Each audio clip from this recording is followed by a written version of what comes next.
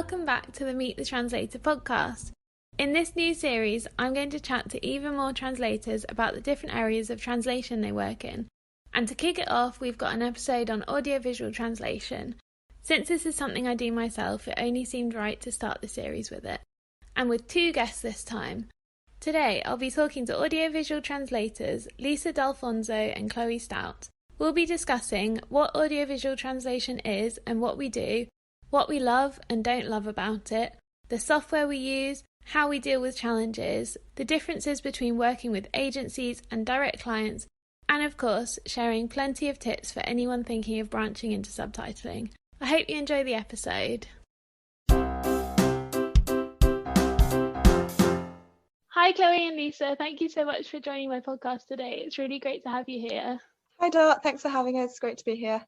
Hi Dad, it's really nice to be here to talk about subtitling today. I thought we could start by each doing a bit of an introduction, saying sort of how we got into subtitling and what we do. So I'll start off by saying I started with subtitling by doing a module in it as part of my translation masters, and that's kind of where I learned about it. And then after I finished that, I did some volunteer subtitling for a charity, and then after doing that and getting some experience, I then got into doing it for clients and paid work. And then since then I've kind of worked on a variety of stuff like movies, game shows, documentaries, interviews, advertising, a lot of different stuff. And yeah, I'm really enjoying it. What about you, Chloe? How did you get into subtitling? So I actually studied audiovisual translation as my whole master's degree. So I did it from there. I decided to go into it quite early. So that's where I got my experience in different software and subtitling from French and Italian to English, but also I did a lot of subtitling for deaf and hard of hearing as part of my master's. So now I do subtitle translation a little bit like you, Dot, for things like films, TV shows, documentaries, interviews, basically the same things that you said. So I do that for translation, and I also do template creation for English audiovisual material as well. So I do a bit of both. Yeah, I do some template creation as well. I feel like it's quite a thing for going into English. What about you, Lisa? How did you get into it? Well, in my case, my translation program was pretty general. We saw a lot of things, and during my first year of my master's degree, we saw different kinds of specialization. And as a movie nerd, I wanted to have more knowledge about subtitling and translation for audiovisual content in general. So I found an internship in a translation school in Spain, which was specialized in audiovisual. And that's where I learned everything about subtitling, and I fell in love with it. I really liked it. So I decided that I wanted to specialize in this, as I knew during my studies that I wanted a field that would be more creative. I wasn't much of a technical or legal translator. And yeah, that's how it started. I learned everything in Spain, and then I learned a bit more, and I focused on this when I started my career. So what sort of things do you mostly subtitle, like movies and? Yeah, I mostly have, it's usually TV shows. I have some films as well, and also some documentaries, just like you. Quite a variety then. So I thought maybe we could start off by kind of touching on what audiovisual translation is and what it sort of entails, because I think it's a lot broader than just subtitling. Obviously in this episode we're kind of going to focus more on subtitling because I think that's basically what we all do. Audiovisual translation is essentially translating any kind of video or recorded audio content, is what I'd say essentially. But I think it includes kind of dubbing, voiceovers, as well as subtitling, and I was reading about surtitles the other day as well. So I think there's quite, it kind of encompasses a lot. Have you done any of those other things, or do we all just kind of focus on subtitling? During my master's, I was quite lucky because we got to cover a few different things. We didn't do dubbing as much and the voiceover side of things, but we did get to do theatre captioning. So I got to actually go and spend some time in the theatre doing the not the subtitles, the theatre captions for some performances. So that was quite exciting, but it's not something I do right now, but it's something that I'd definitely be interested in doing again in the future. So that's where my kind of other experience is, and I have got a little bit of experience as well with kind of dubbing templates as well. So that's again a little bit different to subtitling, but mainly I focus on subtitling in most of my work. Yeah, it's the same for me. I learned a lot during my internships. I could see what translation for subtitling, dubbing, closed captioning, also respeaking, many different things. But in the end, I essentially do subtitling. I would like to do more things like maybe translation for scripts that I really liked. But yeah, for now, I don't really find the opportunities. It's really essentially subtitling. I'd love to learn more about other areas of it as well. Like, I find dubbing really interesting, but at the minute, yeah, I just do subtitling as well. So that will be mostly kind of what we focus on today. Within subtitling, there's obviously different forms of subtitling. Like you mentioned, Chloe, about doing template creation, but then there's also subtitling for the deaf and hard of hearing, and then closed captions, although they're kind of the same thing, I think. Yeah. I've tried to look into it, and I think some people say there's differences and some people say that there's not. So I think it depends. A lot of my clients kind of use both terms interchangeably. Lisa, do you do subtitles for the deaf and hard of hearing as well? I do it a little, but it's true that there are not many opportunities, and I think this kind of job is also pretty underestimated. So it's not easy to find missions that are really worth it. I mean, like on a human point of view, it's worth doing it, and I would really like to adapt everything so everyone can enjoy audiovisual content. But I think that it's really underestimated and not very well paid at the moment. Yeah, I would agree. Yeah. What would you say is the difference between plain subtitles and subtitles for the deaf and hard of hearing? hearing? I mean, what do you mean by plain subtitles? Do you just mean translation or for hearing people? Yeah, essentially. Yeah, so obviously like the plain ones you tend to be translating, but in my experience anyway, I don't know if maybe your experience is different, either from audio or from a script or from an existing template. And then for the deaf and hard of hearing or closed captions tends to be for me, it would be from English into English. So the audio material will be in English. And I would obviously transcribe what's on the screen and time it in to the audio in accordance with like the guidelines that I've got. But then I'd also need to include things like sound effects that are important and plot pertinent so that people who can't hear can understand what's happening as well. And there's different rules surrounding that, and that can be different for different clients that I've noticed. Some say it's only plot pertinent things, and some I think a lot of people also say that if you can see that it's happening, so if you can see that someone slams a door on screen, you don't need to put a caption for it. But if it's off screen, then you would need to, then obviously you can't see it, it's not visual. I think that's the main difference, is the sound effects. Sometimes you have to include speaker tags.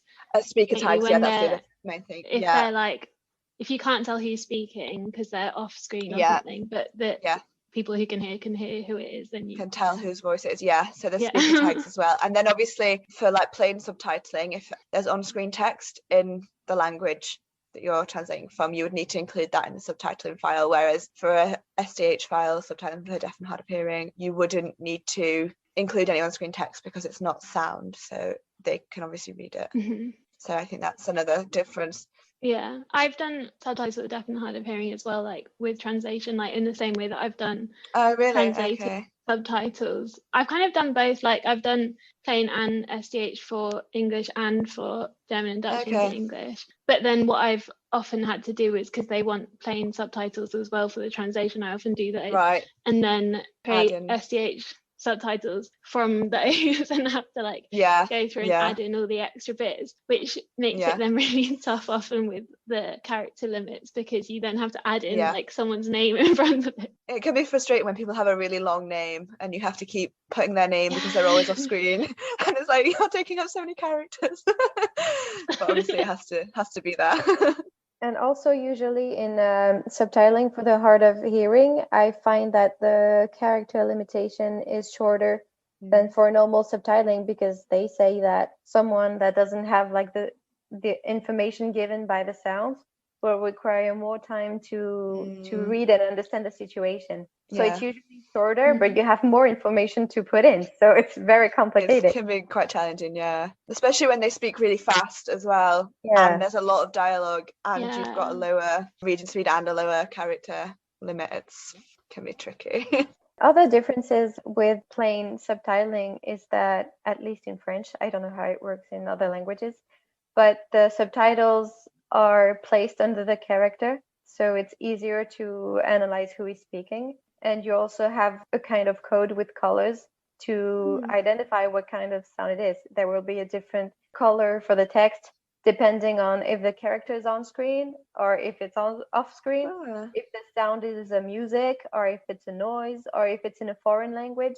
And you have this kind of code that help the viewer identify and analyze what's happening. That's really interesting. I've not So seen that in English. I've not come across that. The only kind of similar thing is that in like subtitles for the deaf and hard of hearing, sometimes it's color coded instead of having speaker tags to differentiate between different speakers on screen, but that depends on what the client wants in the end and if that's possible with the software. A lot of the things kind of do depend on client. Like there's so many different variables with subtitling, because we have a lot of kind of rules to adhere to, like depending on the different kind of subtitling. Like you're allowed like a set number of lines. Usually I find it's 2 lines, but I have come across having 3 lines.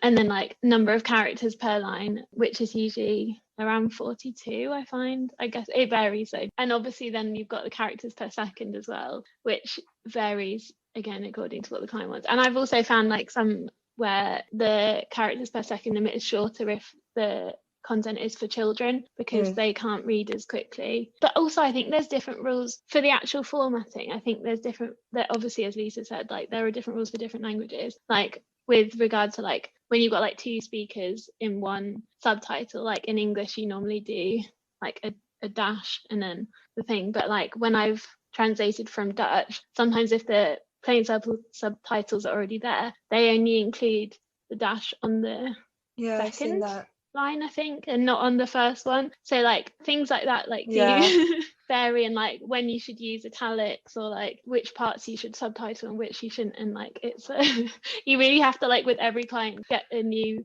list of guidelines and look at them and see, like make notes of the things that stand out to you that are different, and change all the settings in the software so they've got the right CPS and the right line length and things before you start. I had recently, I did a project for a client, and I'd set my characters per second and all my things, I'd set them, but I hadn't realized that it had set it not including spaces and not including punctuation. So then when I sent it over to her, she was like, so many of the subtitles are way over the thing, and I was like, oh no, what have I done wrong? And I checked my settings, so then I had to go back. I've done that before as well. I've set the software and I've been like, that looks way more than 42 characters, and I've been like, what's going on? And I've like sat and counted it and been like, that's like 50 characters. And then I realized like oh, I've like got the settings wrong. There's always something that you have to think about. And actually the first time I taught audiovisual translation, because I teach it in my former school, I wanted to teach my students how to use Agisub, which is a free software, and it's pretty easy to use. So I showed them how to download it and how to write subtitles, and then everything looked so long, and I was like, it looks strange, but I don't know what happened. And you realize that when you download the software, you go into the settings and automatically it doesn't count the breaking spaces and the punctuation. So you have to fix it at first when you're just starting. I thought with this episode we could incorporate the questions that people have sent in kind of throughout the episode, because a lot of them are relevant to different parts of things we were talking about. So I'm going to start with our first question, which is from Ava, and she asks, what do you do if the subtitle is too long? Can you just cut information out? And do you get to decide that, or do you have to ask the client every single time? Well, most of the time, at least in my case, I would say that it's your job to be able to identify what is relevant and what is not, especially because videos are full of parasite words, things that are meaningless. For example, I just said, and you don't have to translate, every time you hear it, or like, or sort of, or even sometimes some adjectives. Let's say that a sentence is very long and the adjective is making it too long and it's not that relevant to understand the situation, then maybe you can omit it.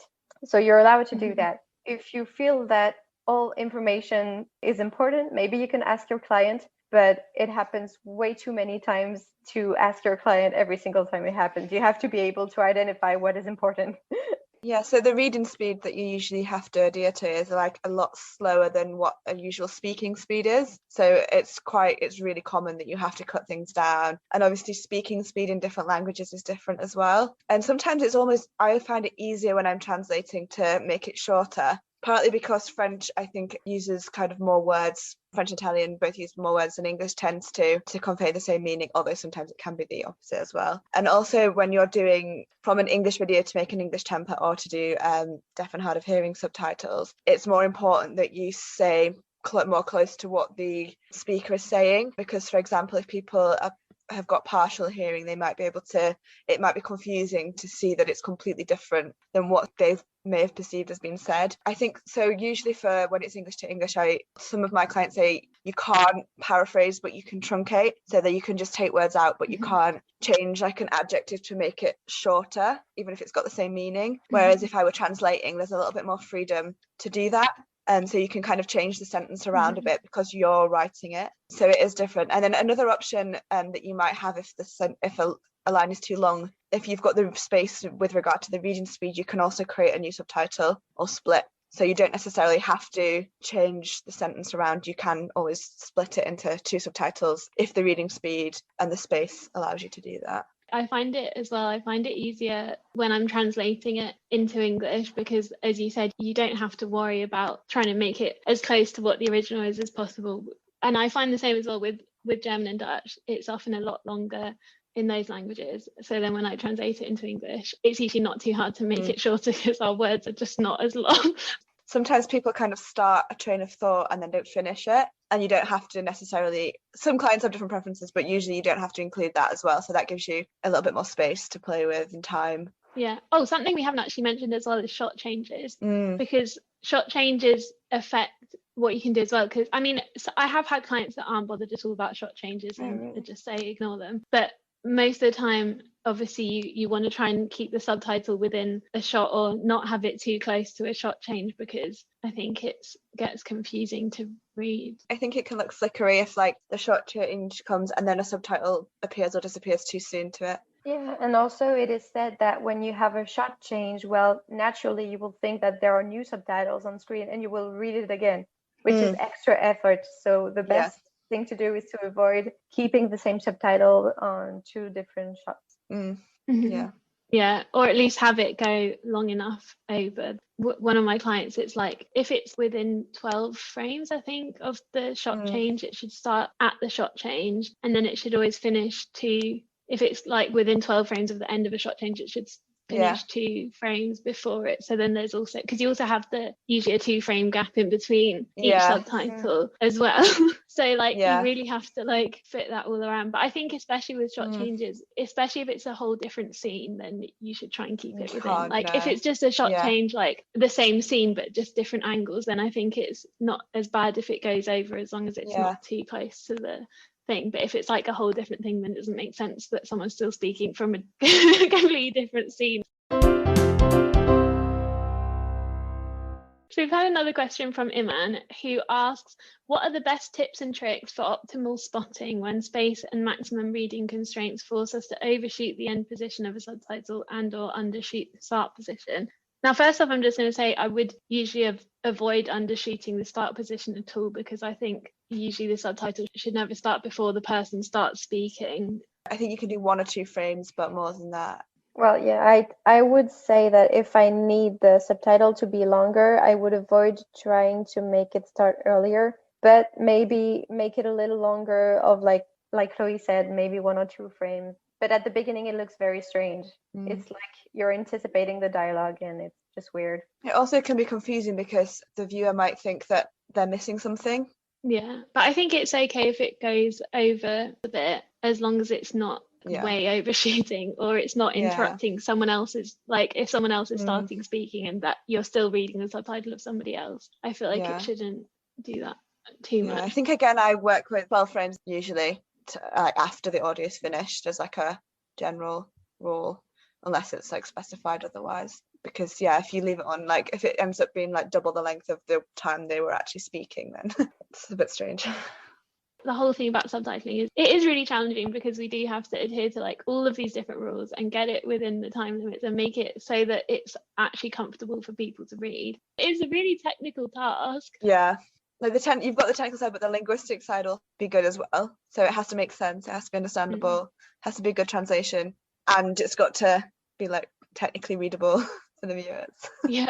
And also it has to be flexible, but not too flexible, because, well, maybe it depends on the clients as well, but I tend not to change, for example, the order of the sentence too much, because you do that for people who don't speak the language, but if people do speak the language, then it's very confusing and hard to understand a sentence if it's made like the other way around with the subject at the end, and it's way too confusing. So it's best to stay like faithful to the structure as much as possible, even if sometimes when you change the order or the way your sentence is made, then it's shorter, so easier for the reading speed. So there's like a compromise to make, and it's very complicated.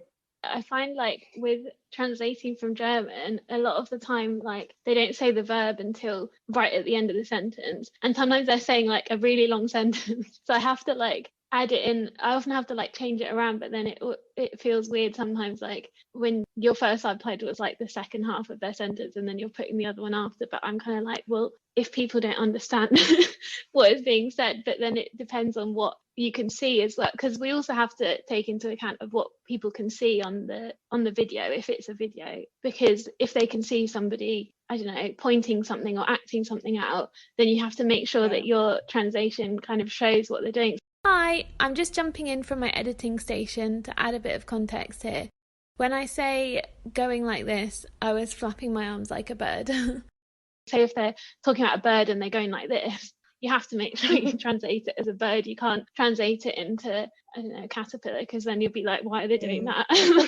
It could be a challenge if it was like, imagine if it was like an idiom and they're doing that, but it's not an idiom in your language, then how do you include the fact that it's a bird because they're going like this, but not, but have it make sense? Yeah, and with puns as well, because obviously what is a pun in English wouldn't be a pun in another language necessarily. So you have to either kind of find a way around it, or like, but you can't ignore what's on screen because it's there and you can't change it. So you have to work with what, and that can be a real challenge to make sure that, I think like it's a lot for like comedy and things like that. That's why like translating humour is so difficult, because you've got also the on-screen humour that you've got to work with, and the humour in general as well. Yeah, so if you have a discussion between two characters and someone is using an idiom or something, you can use the equivalent in your language and it's fine. But if the person is like adding some gesture on screen, it's basically transcreation. You just have to fit with the image and find something else that will be just as funny. Yeah. So it can be very tricky. Yeah, because especially if it needs to be funny, because if the characters on screen are then laughing, you're like, okay, this needs like I need to make this funny, but like like I think one of the hardest projects I had to work on was it was a Dutch stand-up comedy show, and also partly because obviously stand-up comedy is like basically continuous talking, so it was a really like a lot of work because there was a lot of audio a lot of talking, but also like so many of the jokes were like specifically related to Dutch things, and I was like, this doesn't make any sense. He was doing like, and he's mimicking like an accent of somewhere, and I was like, I can't mimic an accent like in like in subtitles. Like I couldn't. It was really hard because so many of his jokes, like I was like, I couldn't just completely make up brand new jokes for him. Like I'm not a comedian.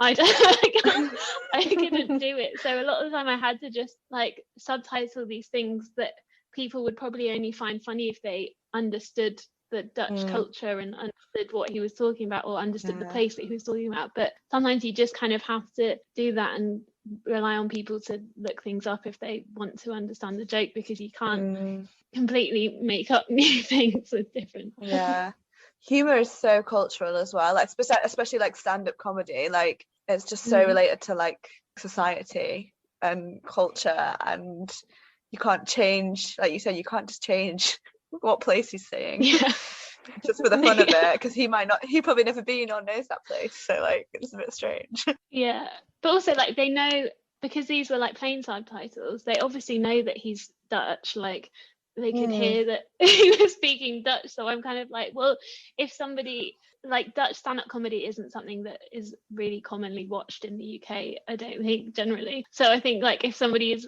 making an effort to watch Dutch stand-up comedy, you'd think that they probably might know something about the Netherlands to actually want to watch that, because there's so many, like obviously there's a lot of British and American stand-up comedians that would probably be easier for people to watch if they just wanted stand-up comedy. I think it's easier as well, because like watched American stand-up comedy and I don't find it that funny all the time. But like I love British stand-up comedy. So even like the nuances there with the same language, like it's so cultural. Yeah, I agree with you there. I don't find it as funny.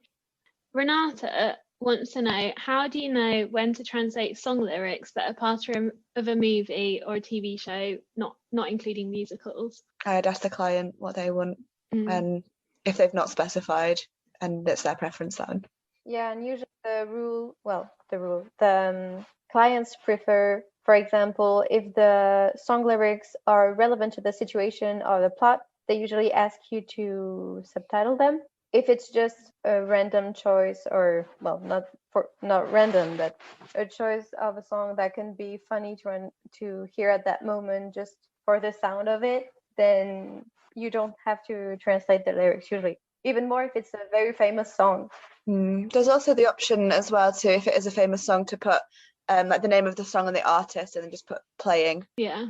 As well. Oh, okay. I think you can do that in some situations, and then so other situations as well. I think because in some of the things I've subtitled in the past, sometimes they're singing in English, and so then it's like, do I need to add subtitles to this, or do I just leave it because the viewers, we assume they understand English? So again, it's a client preference on whether you subtitle that as well. I find that as well. A lot of German things I've had to, or Dutch things as well, they use English songs, but then that also depends on whether if you're creating a subtitle template that's then going to be translated into other languages, then you have to include all of the English as well that's in it, because the other translators will need to translate that. But I found as well, sometimes it depends on whether the client has rights to the song as well. Like, I think if they have rights to the song, then you can, or if not, I'm not really sure, but usually the client will specify, or if you're not sure, then you can ask the client. Shall we talk about the tools that we work with, because a few people were interested in that. Kelsey and Lucia both asked what subtitling tools we work with and which ones we recommend. What do you work with, Lisa? Well, most of my clients have their own tools, and I have to admit that there are some pretty good ones. They're really convenient, and I really like working with them. But if it's not my clients' tools, I mostly use Agisub, also because it allows you to have a format that includes the different colors we talked about for the subtitling for hard and hearing that are not included in all subtitle formats. So it's pretty convenient and quite easy to use at first. It's really easy to learn. So for me, would be this one. I don't know Una yet, but I've heard a lot of good things about it. Yeah, for me it's similar. A lot of my clients do have either their own software, or I've got a couple of clients that do use Una as well through their own kind of login. And I do like Una, but I've not got my own kind of subscription to it or anything. I do think it's very good. And I do use, if the client doesn't have their own software or access to software, I use Agisub as well. I find it really easy to use. Although I think I'm getting to a point where, having used other software and starting to realize kind of what features it might be lacking that would be useful. But the great thing about Agisub is it's free, so it's a good way to get started out if you're wanting to try something out. And another good one that I sometimes use is Subtitle Edit, which is also free, but I think I downloaded that because I needed a specific format that Agisub couldn't do, and Subtitle Edit could do it, so I used Agisub more. And then when I was at uni, we used WinCaps, which I liked using. I thought was really good, and I think I probably didn't get to use all the features that it had whilst I was doing my masters, but that's another software that I've used in the past. I've not tried WinCaps, but I'm pretty much the same as you both. I use Agisub when it's like direct client work and they want me to use my own, or some smaller agencies that want me to use my own software. But I have also found the same thing. I think what it was, because occasionally I have clients that also want me to embed the subtitles instead of just sending them an SRT file, which is what most clients want, because it means they can add them in themselves and give people the option to turn them on and off. But I have had a few clients that they want the subtitles embedded, and I found that Agisub, because for example, when you split it onto 2 lines in Agisub, it does like the /n, I think it is. So it has like different kind of, I'm not sure what they're called, like codes that it puts in it, so that when you save it as an SRT file, it kind of looks like a text file. So it kind of has those little things in it to tell whatever you're doing that's what it wants. But it hadn't put anything in for the subtitles that I wanted to be at the top, because obviously sometimes when you're subtitling, if there's some on-screen text or there's something there, you need to move your subtitles to the top of the screen so that it doesn't cover over it. And with AG Sub, it wasn't putting in anything to tell the software. So when I embedded the subtitles into the video, it hadn't moved some of them to the top. So that's when I had to, I think I did it with Subtitle Edit. It was either Subtitle Edit or Subtitle Workshop, and I had to put my subtitle file into that, and then that had its own thing where it put a little symbol or something in there to tell it that it needed to go to the top, and that worked for me. So I think like the softwares all have different things, but most of the time we don't have to embed subtitles into files ourselves. But yeah, I find I've used Una a lot with agencies, and also other ones with agencies that have their own online platforms, and I do find those really good. And I'm starting to notice the same thing as you, Chloe. Like, I'm noticing more things that AG Sub doesn't offer, and I have been thinking about whether I want to actually purchase my own subtitling software, but most of the like ones that I've found are really, really expensive. So it's a big investment, but I think as I'm starting to get more direct clients, I think it might be worth doing it because it will make the job easier. But that's still something that I'm looking into myself. But I'm just going to say, so for anyone who's like starting out new to it, AG Sub is a good one to start with. And if you want to Google it, it's spelled AEGISUB. Another question, which is from Kate, who asked, which file formats do you usually work in? So I kind of already mentioned, like, most of my clients ask for it in SRT, which is sub-Brit text format. But like a lot of agencies, when you're using their online software, then you just kind of press submit and you don't have to think about what format it's in. Do you find the same? Yeah, I found this, it's mainly SRTs. I have had a couple, I did have one client who wanted STL, I think it was.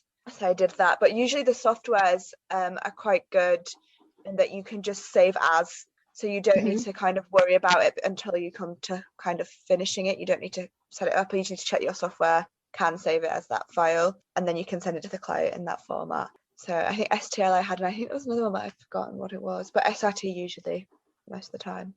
Yeah, it's the same for me. It's mostly SRT except for subtitling for the hard of hearing, because you need a format, as I said, that keeps the color and the position of the subtitles. So in this case, it's called ASS. So yeah, that's the only two formats I use in my everyday life. Yeah, I think also SRT is the one that you can upload onto YouTube.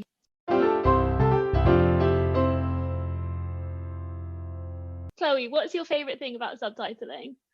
There's a lot of things I love about subtitling. I do really enjoy the extra challenges that we get with it. I think that makes it a really interesting job to do, because you get the linguistic side and the technical side, and you have to do both, which is hard, but I really enjoy playing around with words to make it fit the reading speed and things like that. I also really love getting to work on really cool files and things like that. I think I mentioned earlier I work on a variety of things, but there's a lot of really cool stuff that I get to work on, which I really love. And it's also really nice to be able to see kind of the final product at the end when you watch it all through, to like do the final checks and things. It's quite satisfying to be like, oh, I made these subtitles, especially when you do it from scratch. It's like, oh, I did this myself. Like, it's really cool, and I really enjoy it. What about you, Lisa? What's your favorite thing about subtitling? It's not going to be very original because it's basically what Chloe said. I guess that it's the case in most translation fields, that it's true that you work with a lot of different content, and it's really exciting because you really never get bored. And it can be just as funny and challenging as it could be super technical.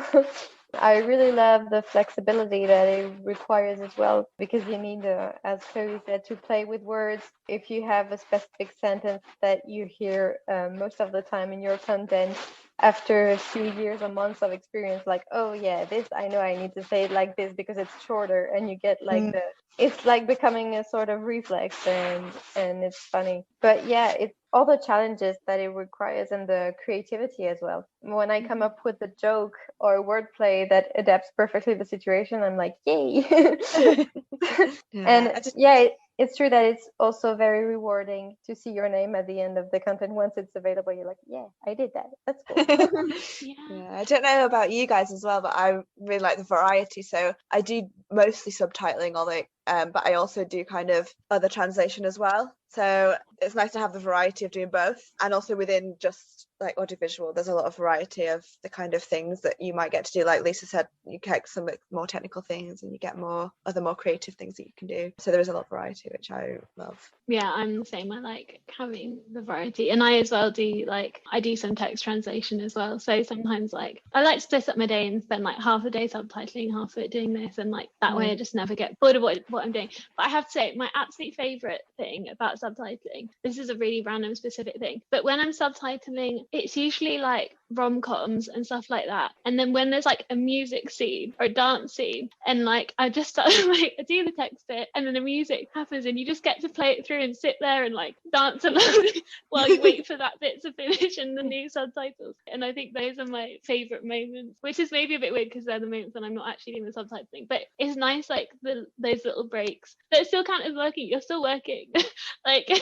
Yeah, it's funny because I notice it now on TV when I'm watching programs and stuff, and I'm like, oh, this would be a great bit to subtitle because they're not talking for 3 minutes.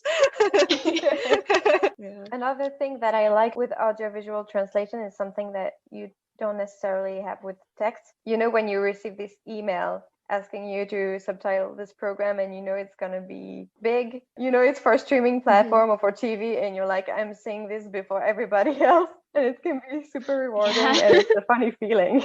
No, that's another good thing. We get to watch things before everyone else. And I've had friends who've been like, oh, do you get to watch this first? And I'm like, no, only the Dutch things and the German things that you probably won't even know what I've been watching. So they don't even know what it is anyway. Not that I'm obviously we signed NDAs, so I can't really talk about it, but they're like, oh, you get to watch, one of my friends like, oh, did you get to watch Stranger Things before it came out? And I'm like, no, I didn't need to translate that into English. That's already in English. But I guess you probably get that more, Lisa, with French, because I guess people probably watch a lot more shows that are in English in France than people watch foreign things in England, if that makes sense. Yeah, I mostly work from English for audiovisual translation, so it's true that sometimes I see some titles and I'm like, oh, I know that. And then you work on it, and after a couple of weeks or a couple of months, you hear people talking about it, or you see it on a platform and you're like, oh yeah, I remember I worked on that before everyone else could see it. So we've talked about our favourite things about subtitling. What is our least favourite? What do you hate the most about it? I think it's the same things. How challenging it can be. The fact that we can't tell people what we've been working on because it's really cool. It's basically the same things. Well, I would say the same for the fact that you can't tell people about your project. Sometimes for some clients, including after it's released, which is very strange. But yeah, if we talk about the task itself, there aren't many things that I don't like.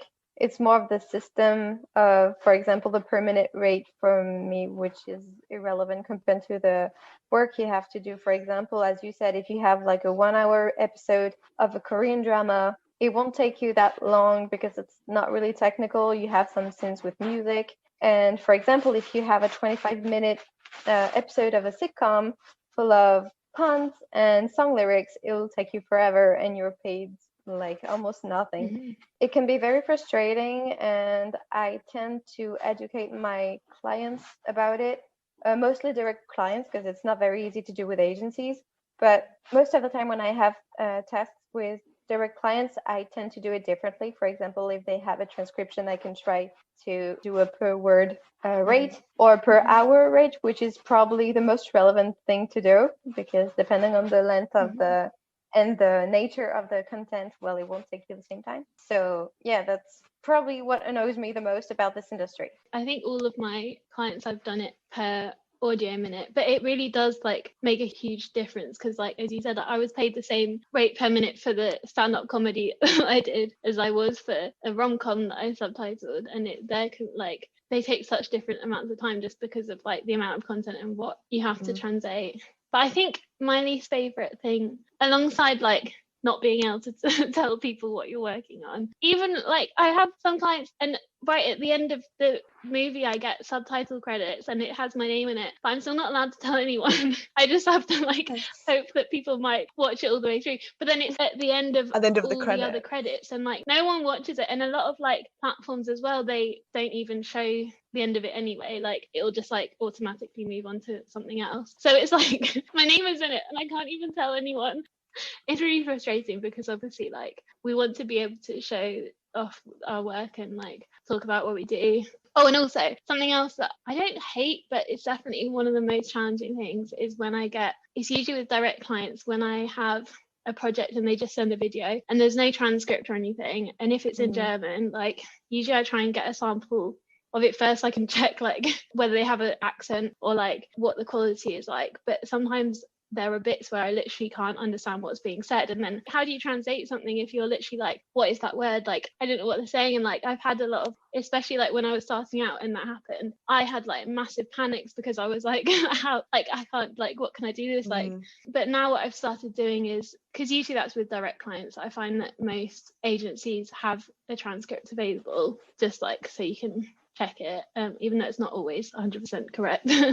But what I do now with direct clients is I actually use Ava, our friend Ava, who's a native German speaker. And so like sometimes I'll say to the client, like, are you happy for me to check with a native German speaker in the case that there's any bits that I can't fully understand? And then I like kind of explain to them, but obviously I'm never going to understand it exactly as well as a native German speaker can understand it, even though obviously I can understand German, and I don't want to make it sound like I'm not capable of doing the job. And usually there's only like 2 or 3 bits sometimes in it, but just having that safety net, it makes me a lot less stressed, because I know that if I really can't understand it, and like recently I did one and there were a few bits I couldn't understand, and it turns out they were the bits when the guy was saying English words in his German, but the English words were the ones I couldn't understand because of his German accent. So I was trying to figure out what German word he was saying, and it had to be like, those are English words. Yeah, it happened to me recently as well, because I had to subtitle some documentaries that were filmed in Colombia and Dominican Republic. So yeah, same. I didn't have a transcription or anything, and the client asked if I could do it.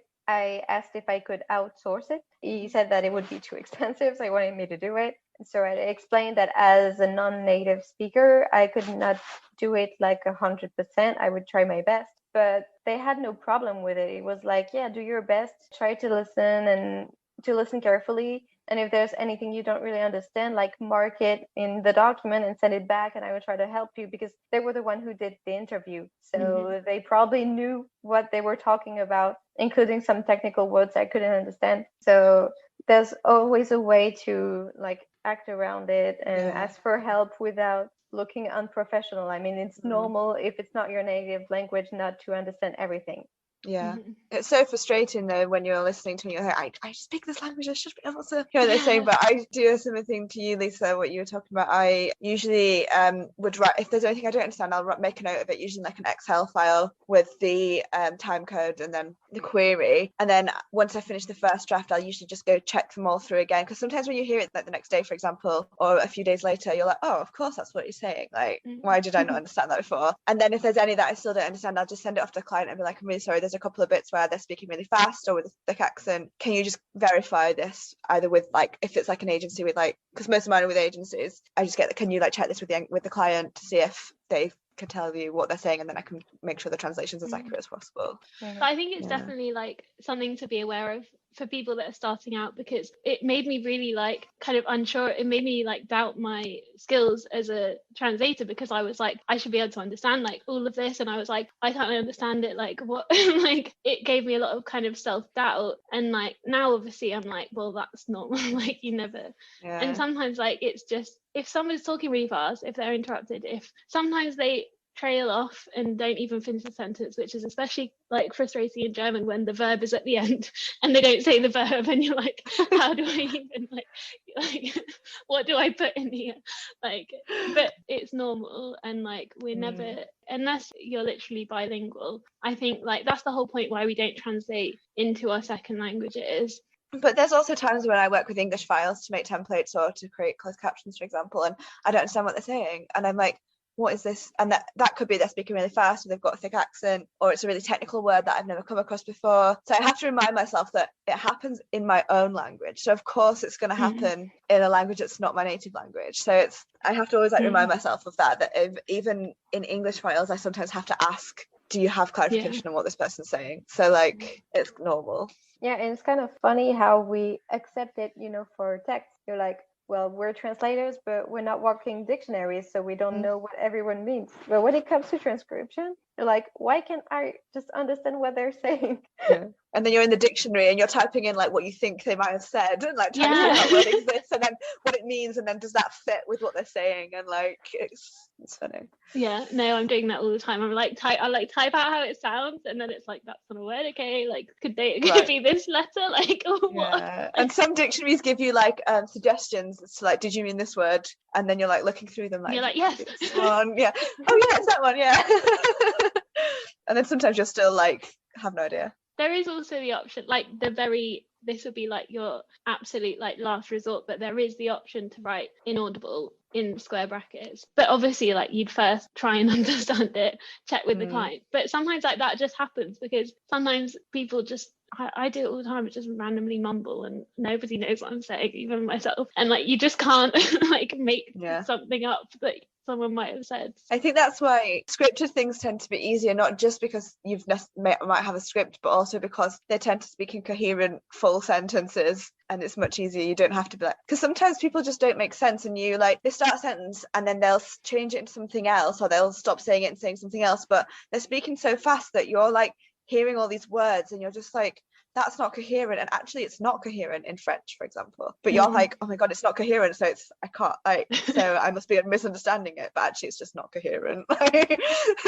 Yeah, this is actually something really interesting that came up when I did the episode about interpreting with Sabrina, because like that happens when people just speak. Like obviously it happens all the time when people speak, and the interpreters actually have to like listen to it and just say something on the spot. And like it's hard enough with subtitling. I don't even know how interpreters manage to do that when people don't finish their sentences or just like talk really quickly, because they have to process it all really quickly. I don't. Yeah, because we can listen through like as many times as we want or need. We can just sometimes I like listen to again, and then like I said earlier, you have to like sometimes just take a break and even go back to it a few days later to be able to understand what they're saying. And interpreters just don't have that option.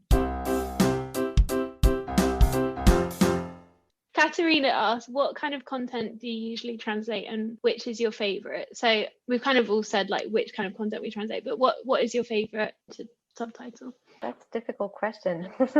I would say that the most creative ones, it's challenging, but I really like humor. So it's quite satisfying to find some puns and manage to adapt the cultural references into French. And actually, it's funny because when we talk about audiovisual translation in French, we use the word adaptation more than translation. So I think that's what I like the most, maybe humoristic content.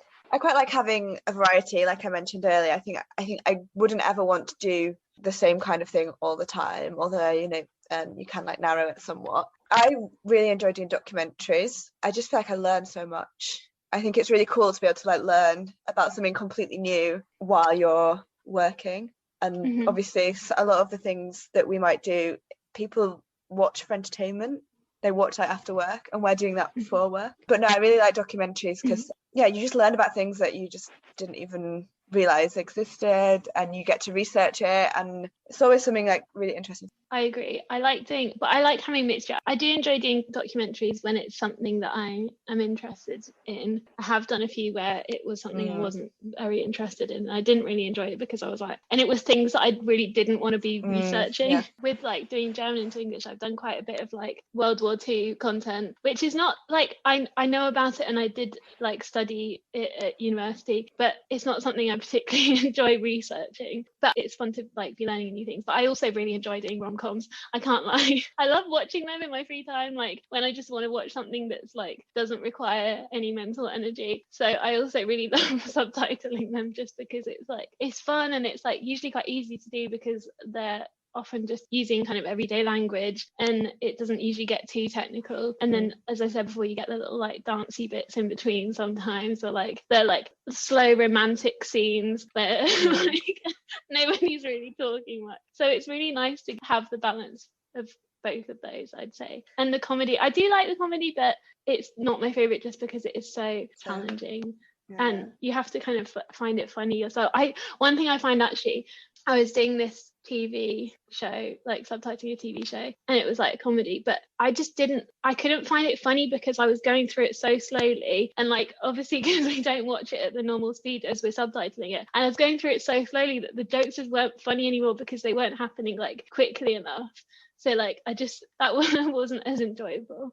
I really love going back to kind of like what we like about subtitling. You kind of reminded me. I really like doing like rom-coms and stuff like that and TV series, because I really like thinking like, what would this character say if they were speaking English in this situation, rather than like translating like word for word. It's like being able to use that creativity of like, how would this person react in English, rather than right, what they're saying in French. How do I translate that? It's like, right, what would they say? They'd say this, like colloquially. So being able to use like the colloquial language, like it can be more difficult to understand if you don't have a script, for example, but being able to translate it and think, what would you try to like have a character in your head of like, if this character were speaking English or if they were British or whatever, and then like, what would they say? So it's like, I really like being able to do that and using that creativity and that side of things. And then you get to watch rom-coms in English as your CPD because you're like, well, I just need to get familiar with how the characters speak in English, so I better watch loads of British rom-coms. Yeah, exactly. So let's talk about any memorable projects that we've worked on. Like, I know that we can't talk specifically about things mostly because we sign NDAs. Actually, Lucy wrote a comment saying, let's join forces as subtitlers and find a way to be able to say all the cool stuff we work on without infringing NDAs. And I think we can sort of, we can sort of like talk around what we've done without mentioning specific clients and like specific details. Do you have any like really memorable projects that you've worked on? There was one that I did that was an interview. I did it quite early on, and it was with an old lady, and she basically had, she was Jewish, and it was about her experience during World War II, basically, and like kind of how she kind of escaped the Nazis and stuff. And that was quite heavy, but also really interesting to kind of hear from her story and translate what she was saying. So I thought that was kind of, because that was one that I got really early on as well. It's quite memorable in that sense as well, and not just like the content. That was really cool because she was quite an old lady, and I don't think French was her first language, but she did live in France like basically all her life. So there were parts that were quite tricky to understand what she was saying. So it was a little bit challenging as well. But yeah, I'd say that one was quite memorable for those reasons, I guess.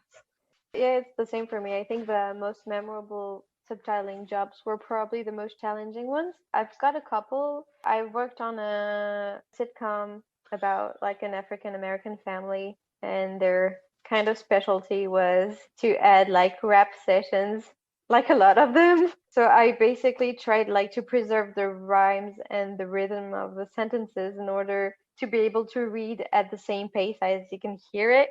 And yeah, that was tricky, but it was very interesting. And that's typically the kind of example I was talking about earlier. The episode was like 20 minutes long, and it's so long to do, like much longer than a 1-hour Korean drama. Another one would be like a very long movie, like 2 hours and a half, I think. And it was highly technical because I had to look up some medical terminology, and there were lots of scenes with demonstrations in the street and like chanting slogans, which is also highly cultural. I mean, not every country has the same kind of slogans. So it was also very challenging and very nice to do.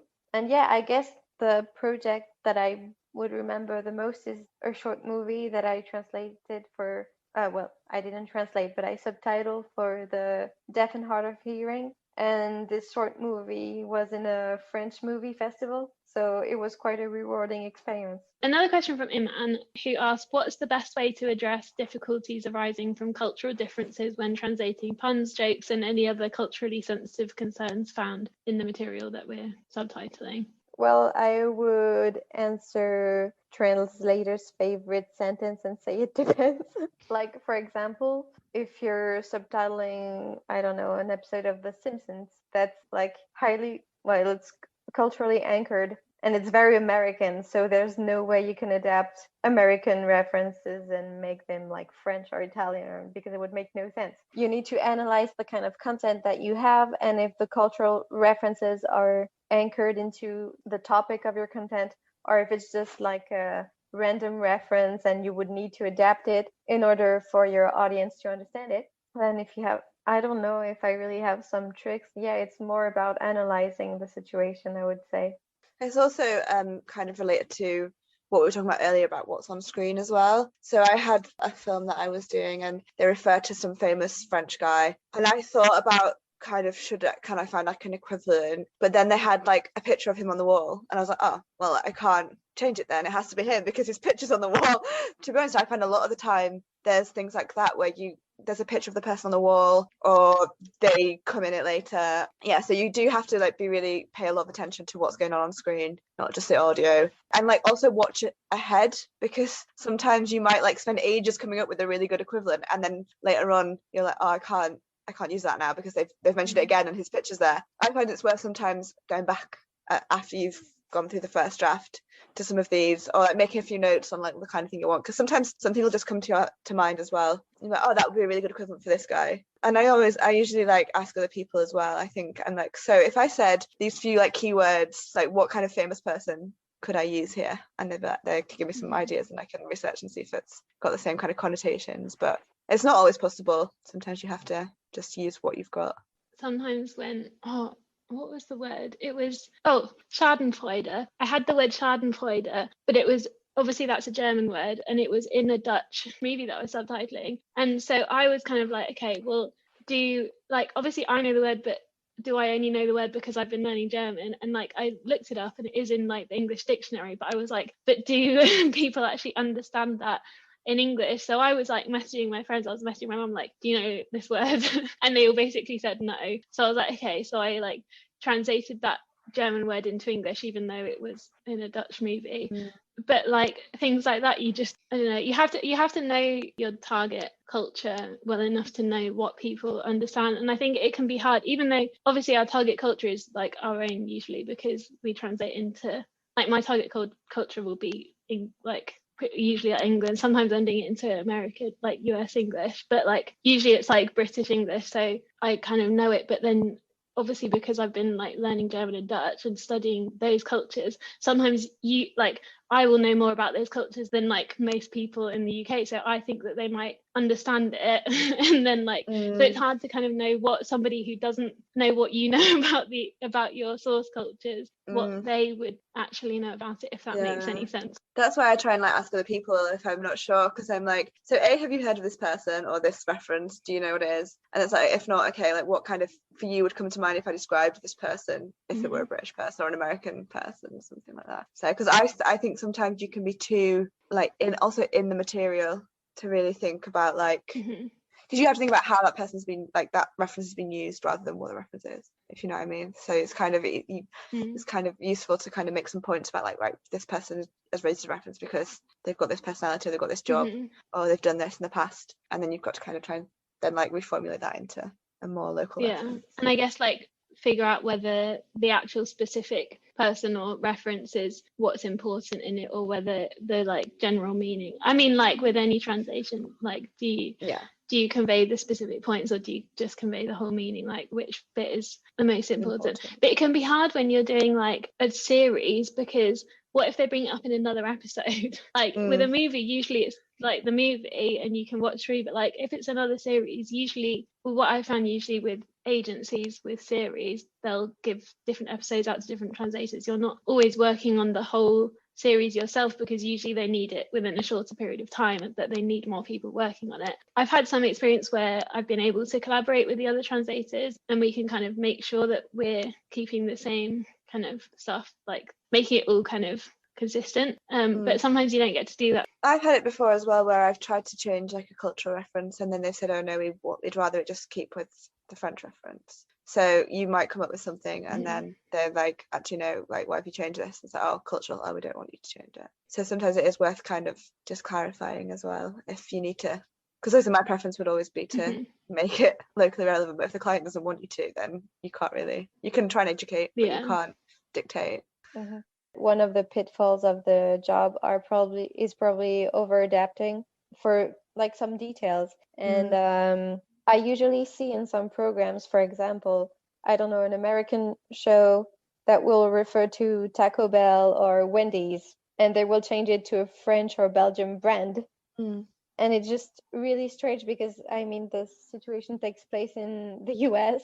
So it's just really strange to talk about something else. And I think that one of the tips I would give in this case, if you cannot change the term, you can at least like describe it. Just give like a generic name to describe the kind of place it is. Yeah. So you don't over adapt it, but your audience understand what you're talking about. Yeah, like saying like fast food restaurant instead of giving like the brand name. Absolutely. Yeah, but I think that is one of the main differences between subtitling and text translation, is that it obviously takes place where it takes place. Like, it's a video, you can't change where it takes place, or like exactly like what they can see on screen. Like, you can see that they're in the US and like what they're doing is like things in the US. So like I feel like you can't change as many things as you can with text translation. Like with text translation, you can maybe be more flexible. And like, I know a lot of the time, like, it depends on how kind of important the location is or the scene or whatever, but sometimes with text translation they want you to like fully localize it into a different place, like pretend that it's set in the UK, for example, or something like that. And like, you can kind of do that with text translation, but with like with a video you can't change what is already on screen, and like the whole setting. And like, if they're playing subtitles as well, they can hear that they are speaking in English or with an American accent, or like and sometimes it's also very tricky. It reminds me of an example that I had with an episode of a TV show, and it was kind of a funny character who was making a joke, and actually the joke consisted in so this character seemed like a religious guide to another person, and so he wanted to make fun of them by quoting a famous American song, Waterfalls by TLC. So it's kind of funny when you watch it in English and you understand why that he's making fun of the person, because they're using the lyrics to guide them, and you're like, how do I do that in French? Because he's not singing, he's just quoting, and French people don't know the lyrics to that song because it's not culturally anchored in the French culture. So in this case, you have to over adapt. Like, the character is American, it takes place in the US, but you have to make them quote a French song, so you have the humoristic effect that the scene requires. And it's all about identifying the process that you can use in this situation without hurting the culture of the original content, but at the same time having the same effect in the target language. It's all like a big compromise. Balancing, compromise. You end up with a American character singing or actually quoting in French, like a famous French or French Canadian song. So I think we've all worked with agencies and worked with direct clients. How do you find the differences? I actually mainly work with agencies. I have worked with a couple of direct clients, but I don't have any kind of long-term direct client relationships for audiovisual. So I guess most of my experience would be about agencies. And the thing I do like about agencies is I think there's a good level of communication with the PMs and the client. And like we mentioned earlier, often you get to work on their software, which tends to be tailored towards the kind of thing that they want you to do. And it's usually very good. It's just sometimes it's a little bit tricky to have to learn lots of different ones. But I think that's one of the main benefits of working with agencies, is being able to use their software and having the contact with the PM. I would say that the perks of direct clients is that it's easier to educate them about the working conditions, like the time required, the different steps that it requires. And so it's easier for them to understand what subtitling involves. And I think the problem is that with agencies, they tend to impose a little bit their rates, and the permanent rate can be really unsatisfying. Also, it's harder to educate agencies because subtitling has the particularity to be also accessible for people who don't do it as a job, like, fan subs and everything. So it's hard to maintain good rates when you have such a competition. But yeah, I think I prefer direct clients. The only issue is that you don't get to have projects like, well, big movies and TV stuff, obviously it goes mainly through agencies because they treat several languages at the same time. So yeah, I would say I prefer working with direct clients rate-wise, but I probably prefer the content that I have with agencies. I wouldn't say I would prefer one over the other because I think they both have pros and cons. I mean, I think like working with direct clients, I do like it because you can kind of tell them a bit more about every step you have to take, as you said, and with like rates, they don't impose their rates on you because they usually like they ask you how much do you charge, whereas agencies often turn up and they're like, oh, like we pay this much.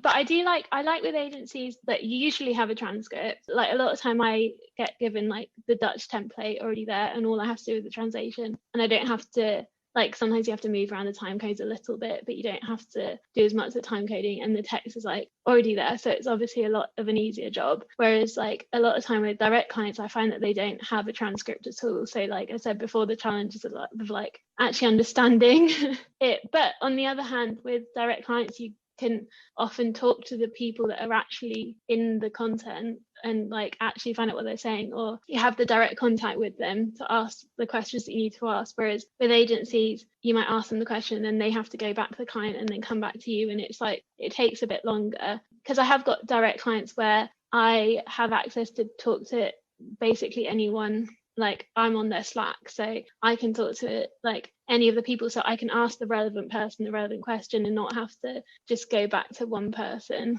So that's an advantage. And also I find that direct clients, obviously it depends what the like subtitles are being used for, but I find that they're usually happier for me to share that I've been working on it. Like if they're sharing it publicly, then they're usually happy for me to say that I did the subtitles, whereas agencies, that like they want their name to be on it.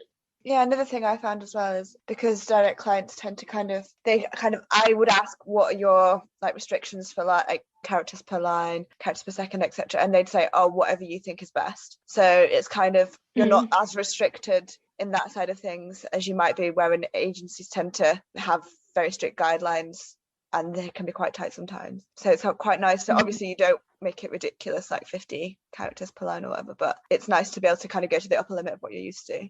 Oh, and talking about that, there's another restriction that I don't think we talked about. I don't know if you have it with your agency clients, but when you work with their tools, well, you have the characters per line, you have the reading speed, and also sometimes at the end, when you're done subtitling and you check that everything is in order, you have some tools in which you have, like, for example, 30% of the subtitles exceed the reading speed. And for example, my client doesn't want more than 30% of the subtitles exceeding. So you will have some, but you need to change them in order to make them shorter. So it's another challenge that you have. You think you're done and everything is correct, and you still have to correct some more. Yeah. For anyone that's listening who might be thinking that they want to get into subtitling or become an audiovisual translator, how should they go about doing it? And do you have any advice for those people?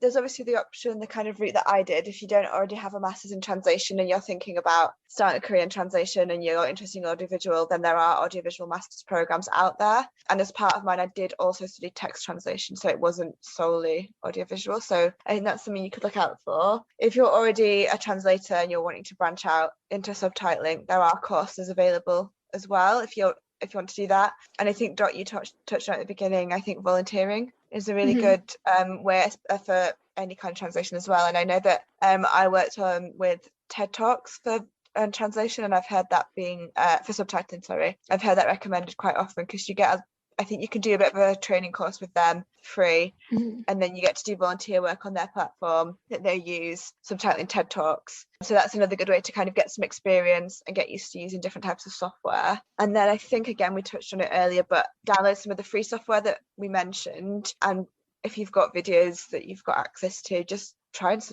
add some subtitles. It might even be in the same language that the video's in, just to get used to using the software rather than trying to get the translation in straight away, just to practice, get used to using the tools, because before you get your first job, because when you get your first job and you're on a deadline and you've got to do the job and you've got to learn how to use the software, it can be quite daunting. So if you learn how to do it first of all, and then when you get your first job, it won't be as daunting. Actually, I wouldn't have much advice to add, because since I learned everything during my internships, I didn't have any other tools really. There are some books that are written by subtitling experts or audiovisual translation experts that you can find that can help you understand subtitling as a task, but also the working conditions, how to rate your services, how to find clients, which can be very useful.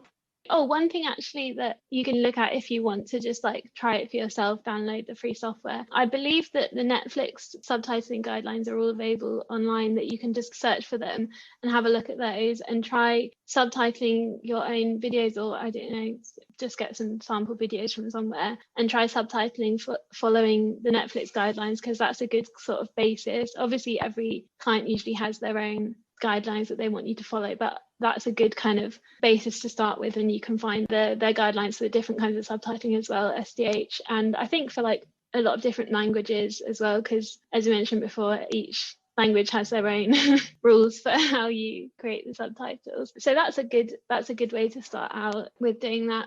Volunteering for TED Talk is a pretty good idea, because as Chloe said, that teaches you how to use a subtitling tool, which is pretty intuitive, and it gives you really the basics then to be able, for example, to download AG sub and just take a look around, get a YouTube video and load it in the software and train yourself and look around, see what all the features are. So yeah, that's a good idea. I think with the TED Talks as well, usually there's a transcription. If you are going to translate, there is a transcription usually, so you don't need to rely on the audio. So that's a little bit, just makes it a little bit easier as a first try. I guess another thing is just watch more TV with subtitles on and see what, I mean, careful like which ones you don't want to watch things that are automatically subtitled by accident. But like things like if you watch Netflix shows, for example, you can kind of look at the subtitles and see how they've done it and what kind of decisions they've made with certain things. And I guess that's a good way to kind of learn how it's done. Kate asked, how do we price our services? I think what the norm is for subtitling, I found, is that we charge a rate per audio minute. Yeah, I had one job where I was charged per subtitle rather than, because it was from a template that already existed. So I was charged for that job per subtitle, and I knew in advance how many subtitles there were, so it wasn't like waiting to see. So it was crazy, because obviously if you're charging by subtitle and you don't know how many there's going to be in the end, it can be uncertain. But I think for that one it was okay, but it was just that one job. Most of the others, well, all the others I've done have been per minute. In my case, yeah, it's the same. It's just mostly per minute. As I said earlier, sometimes depending on the task, I try to educate the client on the time required. And if I have, for example, a transcription, I can try to see if they would agree to a per word rate. And you have to take into account that you can't like just put a standard translation rate, because you have to consider the restrictions for subtitling, which take longer. But yeah, I think that with experience, if you don't manage to set like a per word rate, or if your client doesn't like the per hour rate because they don't know how long you're going to take, I think that with experience, you know what kind of per minute rate would be relevant to the time that you need to complete the task. It takes a little while, but then you figure it out. I mean, as we kind of mentioned before, the amount of time it takes you really varies depending on the type of translation you're doing. And I do have clients where we have a rate per minute agreed, but I do such a variety of content for them that sometimes if you work out by hour, I'm being paid a lot less per hour for some projects and more for other things. So like it is difficult, and there's a lot of debate on like the best way to price yourself, or like how to charge it. And I do actually have a client where I do text translation and some subtitling for them, and they just pay me per hour as like sign up for everything. So like that is kind of a safe way to do it, I guess, because you know you're going to get paid what you want to get paid for the amount of time you spend on it, but then at the same time you don't know in advance how much it's going to be. And I know like it is a big, obviously I think with translation as well in general, like there's a big debate around it. And one of the questions Anastasia has asked, how can we fight against the falling rates for subtitling and translation work? I know, Lisa, you've said about educating your clients, especially direct clients. I think that's a good thing to do, because what I've had recently, I had a client who was asked me for my rates, and then I gave my rates and they were like, oh, this seems to be higher than the industry standards, whatever that is. So I explained to them like, well, that's because the industry standards are probably, I mean, whatever that even means, probably based off You might already have a template there, you might already have a transcript, you might not have to do the time coding, all of those things, and also just you having and using your own software, whether you have to embed the subtitles yourself. So I explained to them well, this rate would include me having to listen to the audio, understand it, translate it, time code it, do all these things using my own software. And we also have to remember that we have to get paid not just for the amount of time that we spent doing it, but the amount of time we spent learning how to do this. It's a really technical job, and we haven't just studied, gone to university and had all this experience for nothing. It's cost us a lot of time. So I think, we just need to sometimes break it down and say, I'm actually doing this, and this, and this is all included in my rate.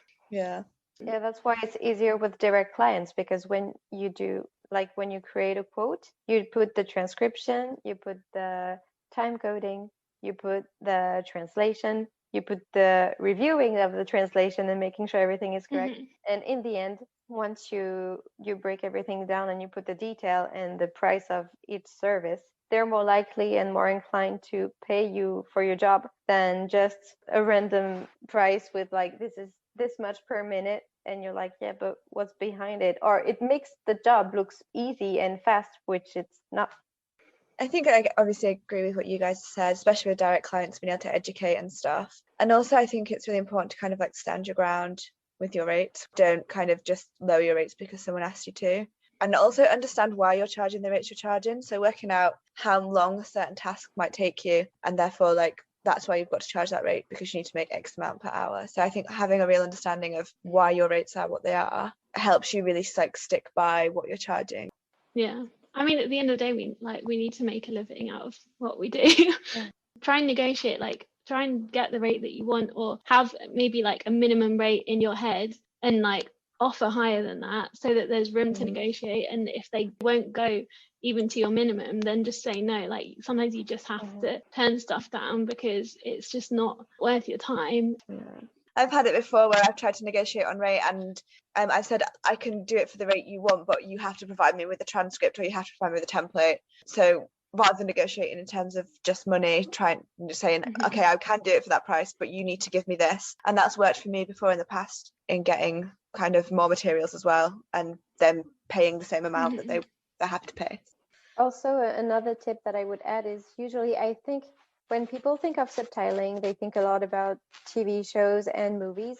And it's true that when you turn to agencies for big projects, it's really hard to compete and ask for your minimum rate at least. But I think I would also say that if someone wants to consider subtitling, there's way more than TV shows and movies.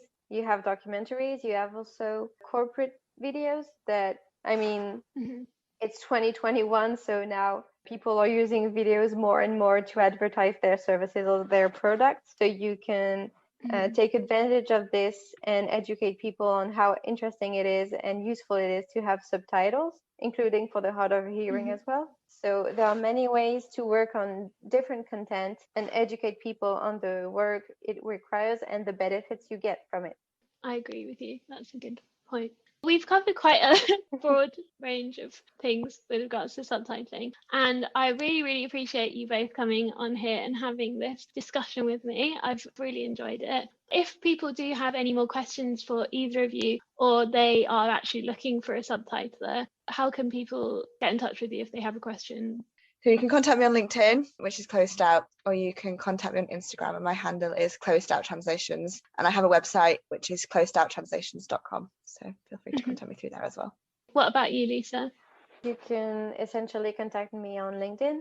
So I'm Lisa D'Alfonso on there. And I think there is my email address on it, which would be Lisa D'Alfonso Trad, TRAD, @gmail.com. And if you need any subtitling services, I translate from Spanish and English into French.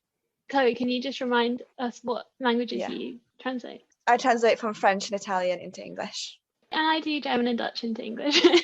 Thank you both so much again, and enjoy the rest of your day. Thanks for having us. Thanks. Thank you for inviting us. I really enjoyed this chat. Yeah, me too. It's great.